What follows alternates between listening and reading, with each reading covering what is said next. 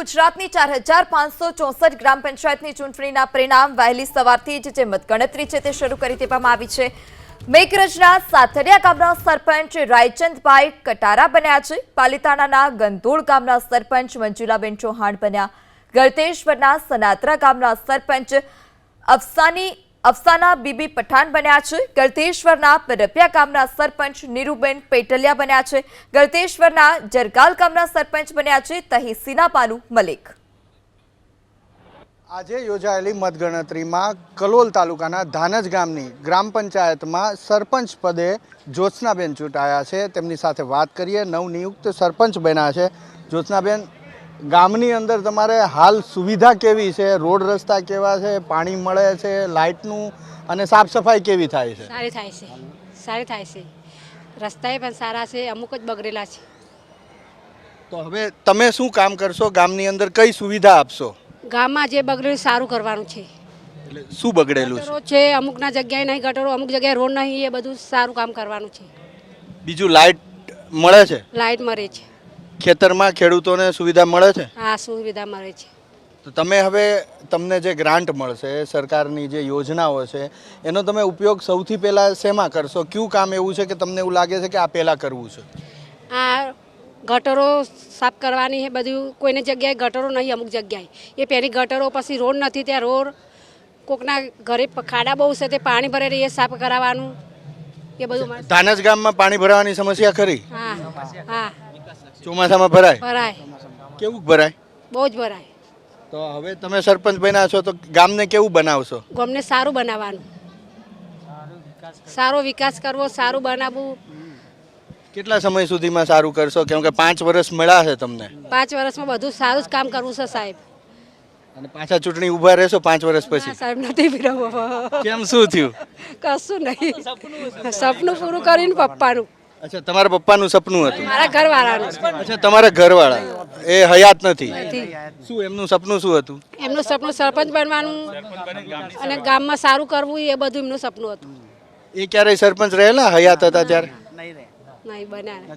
કોઈ ચૂંટણી લડ્યા હતા? તાલુક પંચાયતમાં કામ કરતા, એ બધું સેવાઓ કરે, એ બધું। તો એમનું સપનું શું હતું? ગામ કેવું બનાવવાનું એમનું સપનું? સારું બનાવવાનું, ગોકુળ ગામ જેવું। ખૂબ ખૂબ આભાર। તો આ જ્યોત્સનાબેન છે, તેમનું કહેવું છે કે તેમના પતિ જેમનો સ્વર્ગવાસ થયો છે ને, તેમનું સપનું હતું સરપંચ બની અને ધાનજ ગામમાં સારી સુવિધા લોકોને આપવાની।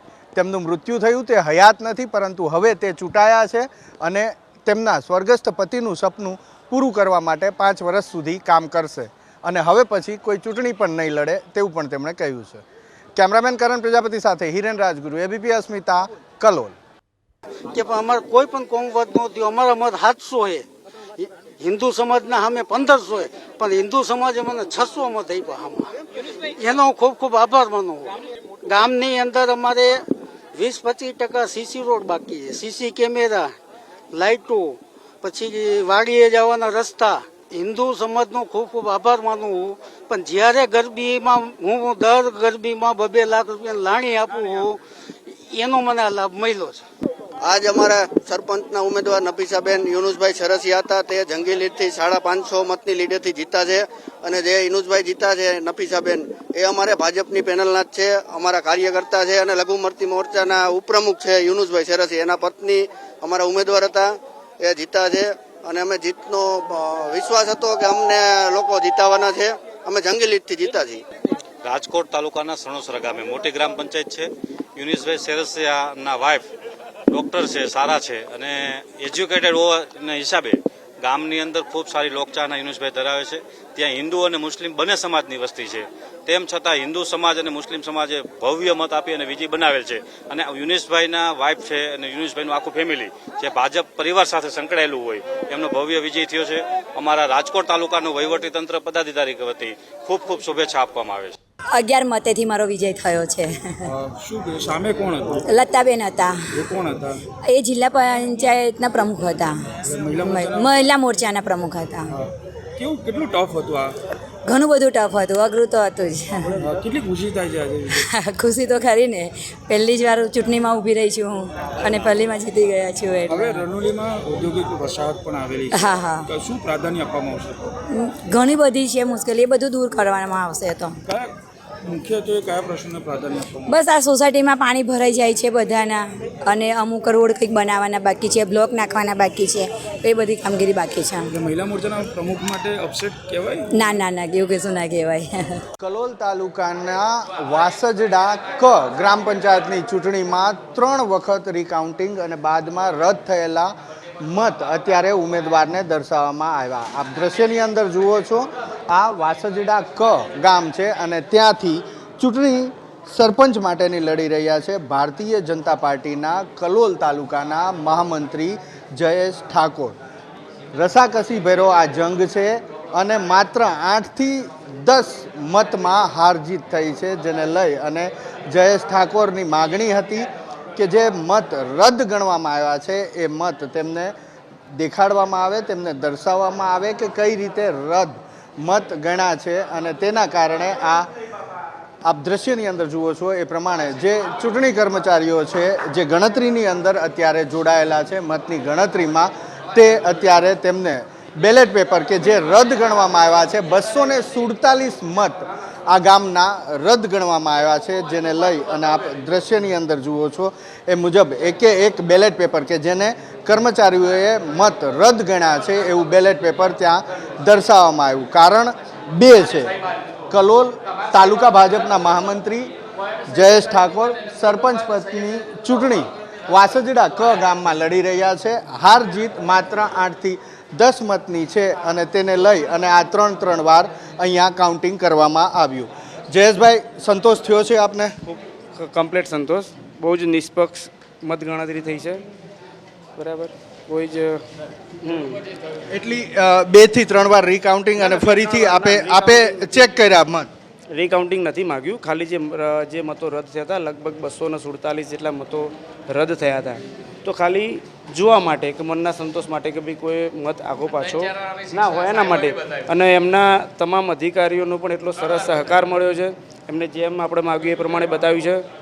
તો હવે શું હાર જીત કેટલા મતની? મારી 8 મતે હાર થઈ છે. એ હાર સ્વીકારું છે. જનતાએ, મારા ગામની જનતાએ જે મને આશીર્વાદ આપ્યા છે એ મારા સ્વીકાર્ય છે.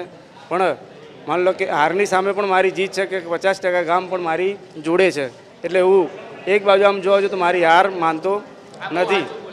બરાબર, મારી જીત જ છે, કારણ કે 8 મત એટલે બહુ મોટી વસ્તુ નથી. અચ્છા, જે હું મારા ગામના તમામ કાર્યકરોને, મારા સમર્થકોને પણ કહેવા માગું છું કે તમે પણ નિરાશ ના થતા. આ એક જુગાર જેવું કામકાજ છે. પહેલા દિવસથી જ કહ્યું હતું કે એક વ્યક્તિ જીતવાનો છે અને એમાં ગમે તે એક જ જીત્યો છે. અને જે 8 મતથી આપણી હાર થઈ છે, હાર નથી, એ ગામમાં આપણી જીત જ છે. અને હજુ આપણે બધા સાથે મળીને ગામના વિકાસના કાર્યો, જે મારા હરીફ ઉમેદવાર હતા એમની સાથે રહી અને ગામના વિકાસના કાર્યો અમે કરીશું. અચ્છા, 8 મતથી જીત થઈ છે. આ વાસજડા ક ગામના નવનિયુક્ત સરપંચ છે, તેમની સાથે વાત કરીએ. કાકા, 8 મતથી જ તમે જીતા છો? એટલે મને કોમના થઈ આધાર આવ્યો છે ને મને મત આવ્યા છે અને હું કોમની સેવા કરીશ ને પછી કોમને કોઈનું મન દુઃખ રાખીશ નહીં, કોઈના પ્રત્યે. એ મારી શુભેચ્છા. અચ્છા, પરિણામ આવતા આટલી વાર કેમ લાગી? હા, પરિણામ લાગી એટલે ભાઈ એકાઉન્ટ 2-3 વખત માગું એનું એ જ આવ્યું. બરોબર. કેટલી ઉંમર કેટલી તમારી? મારી 73 વર્ષ. 73 વર્ષ. 73 વર્ષ. પહેલા ક્યારેય સરપંચ રહેલા? હા, ડેલિકેટની ચૂંટણી 90માં 95 લડેલો. જીતા હતા? ના, હારી ગયો તો 95 ભાજપની ટિકિટ ઉપર.